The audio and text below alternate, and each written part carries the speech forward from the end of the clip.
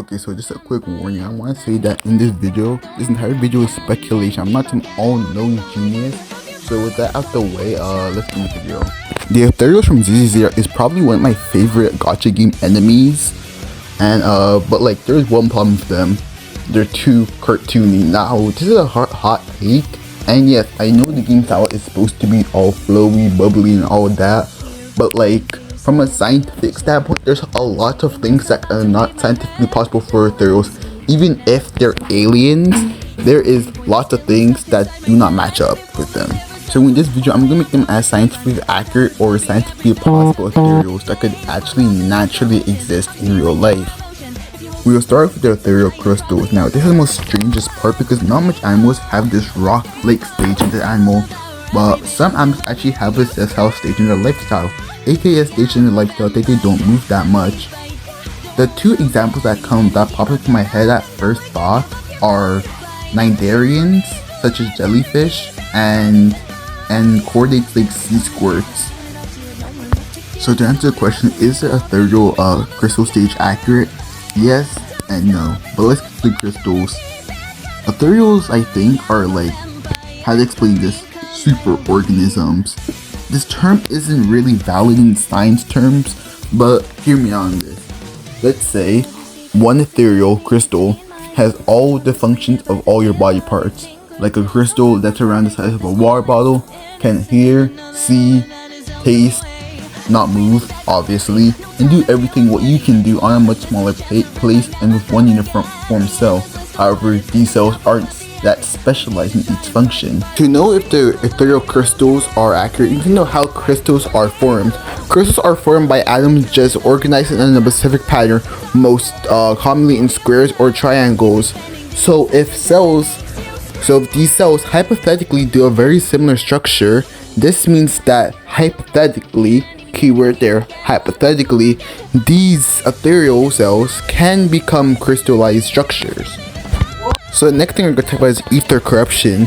Ether corruption is actually going to be very straightforward. For this scenario, I'm going to say that ethereals reproduce either one of two ways: spore reproduction, like some funguses, and slime mold, like budding and spreading, like certain kinds of plants, lichens, mosses, and lots of other basal organisms. Ethereal corruption / ether corruption would just be an example of you just breathing in spores from ethereals, causing your body immune system to be very confused and being overly take over, and ethereals taking physical attributes of their host is due to horizontal gene transfer, which is found through viruses and certain bacteria. So with everything out the way, now we can actually talk about my version of ethereals. We'll start off by the basic body plan. We're going to redesign and overhaul the entire thing. First off, we're going to make the cells have a non-nitrogenous fluid inside of it where it can withstand damage from outside forces. A non-nitrogenous fluid is basically a fluid that under pressure or under extrusive forces change from a liquid to a solid. I'm not going to go through an entire science for this video in particular, but in my next installments, which I'll probably do with this when it gets popular enough, I would explain this concept more. The next thing we're going to talk about is the metamorphosis. These ethereal metamorphosis that under stress and other things, they will transform into a mobile form. Now, the next thing we talk about ethereals and the hollows is that next is how can hollows disrupt electricity. I think this is due to how the ethereals communicate.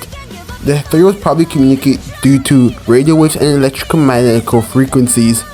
Animals like Brussels stars do communicate through a very basal form of this, but this is highly underfunded and studied, so take this with a grain of salt. The next thing we're going to talk about is the ethereal's core. The core is very weird because not much animals have this. Again, the only animals that I know that have a core-like system are starfish and some echinoderms, and even that is stretching it. So in this situation, I feel like the core would just be like a sensory organ, like how the human head has the most important organs. So the core of the ethereal in my version would just basically be like the head. Meanwhile, the actual head is not really important because ethereals in my version can regenerate. The next thing we're going to talk about for my ethereals is why they look so weird than the normal ethereals. is due to how ethereals look in the game, because pretty much the ethereals in the game look pretty strange. Like, how can this thing have all bountifully animation? Yes, I know it's for the game, but like, it looks tomfoolerish, discombobulated for a being to have such flowy animations when it's not a invertebrate. So finally, after taking all this into account, these are my final versions of the scientifically accurate ethereals.